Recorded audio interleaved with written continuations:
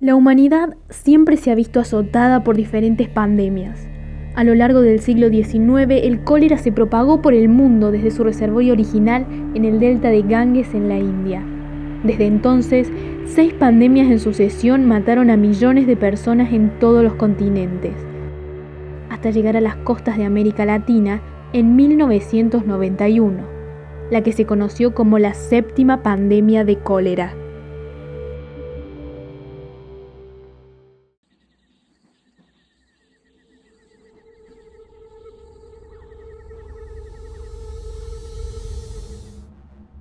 El cólera es una enfermedad provocada por una infección aguda. Una persona puede enfermarse al beber agua contaminada o al ingerir alimentos mal lavados o mal procesados que contengan la bacteria. Pero la fuente de contaminación más importante son las heces de las personas infectadas que tienen contacto con el agua potable de ríos o mares. Por lo tanto, su transmisión está estrechamente ligada a lugares donde no se dan las condiciones sanitarias adecuadas para la población ni un buen tratamiento de las aguas. Para aquel entonces, las economías latinoamericanas sufrían un gran retroceso. Sus deudas externas no paraban de crecer y los gobiernos no realizaban obras de infraestructura que favorecieran el desarrollo. La Organización Panamericana de la Salud estimaba que más del 45% de la población latinoamericana vivía en condiciones de pobreza y que la mayoría no tenían acceso a la atención de salud.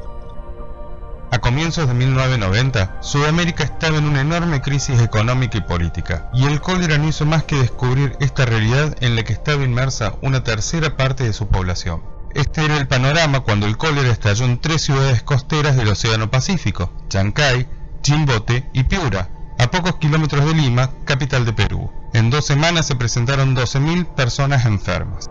Luego el cólera se dirigió al interior, abarcando casi la totalidad del territorio en apenas 2 meses. Una vez que la persona se infecta, los síntomas pueden tardar de 2 a 3 días en aparecer. Este periodo de incubación tan breve permite que los brotes se inicien de forma explosiva y el número de casos puede aumentar muy rápido. Los 391.219 casos de cólera reportados en 14 países de América representaron un 70% de los casos de todo el mundo en 1991, año en que se reportaron más casos que en cualquier otro de la séptima pandemia. La propagación geográfica había infectado a un promedio de un país al mes entre enero y diciembre, abarcando desde Chile en el sur hasta los Estados Unidos en el norte y a todo lo ancho de Sudamérica. En las zonas infectadas, la enfermedad se transmitió entre las personas a través del agua y los alimentos contaminados.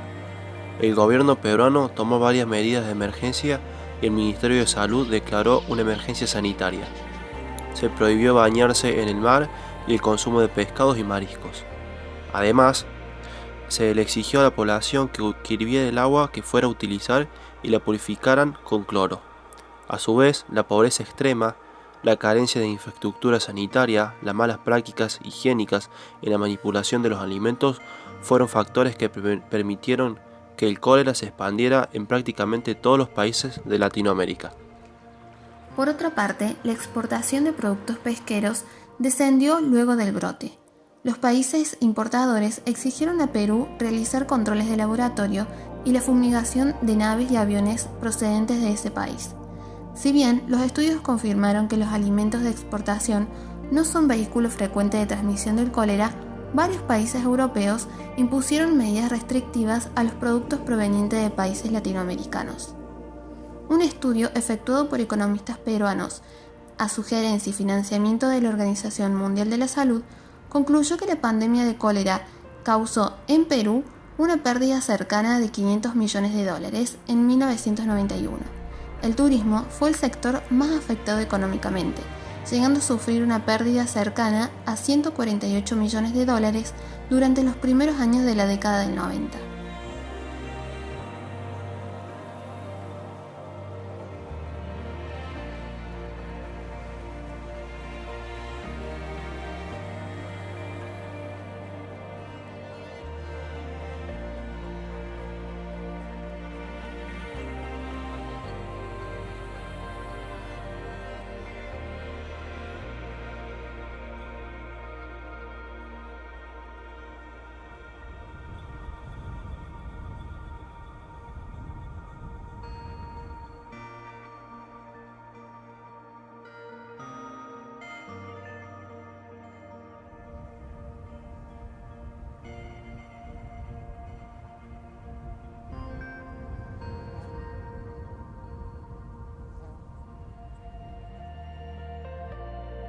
En la actualidad, el cólera es endémico y el 80% de los casos se puede curar con sales de rehidratación oral.